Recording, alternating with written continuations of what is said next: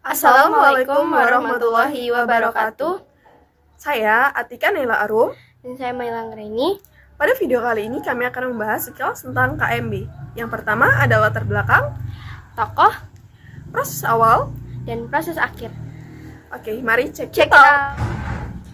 Pada tanggal 1 Agustus 1949, pihak Republik Indonesia dan Belanda mencapai persetujuan penghentian tembak-tembakan yang akan mulai berlaku di Jawa pada tanggal 11 Agustus dan di Sumatera pada tanggal 15 Agustus. Tercapainya kesepakatan tersebut memungkinkan terselenggaranya konferensi meja bundar di Den Haag. Lalu pada tanggal 23 Agustus 1949 hingga 2 November 1949 diadakan konferensi meja bundar atau KMB di kota Den Haag, negeri Belanda. Dalam KMB, pihak Indonesia diketuai oleh Dr. Andes Muhammad Hatta dan pihak Belanda diketuai Mars Zeveri. Pada tanggal 2 November 1949, perundingan diakhiri dengan keputusan Tokoh yang terlibat antara lain ada Dr. Andes Muhammad Hatta sebagai Ketua Delegasi Indonesia, Mars Zeveri sebagai Ketua Delegasi Belanda, dan Sri Sultan Hamengkubuwono IX sebagai penerima pengakuan. Pada tanggal 23 Agustus 1949 sampai 2 November 1949 diadakan konferensi meja bundar KMB di kota Den Haag, negeri Belanda. Dalam KMB, pihak Indonesia diketuai oleh Dr. Andes Muhammad Hatta dan pihak Belanda diketuai Mars Zeveri. Pada tanggal 2 November 1949, perundingan diakhiri dengan sebuah dan beberapa keputusan. Belanda mengakui Republik Indonesia Serikat atau RIS sebagai negara merdeka dan berdaulat.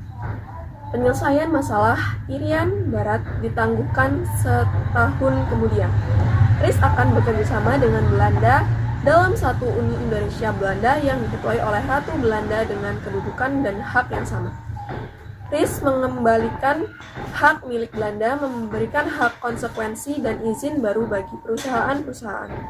Semua utang Hindia Belanda harus dibayar RIS.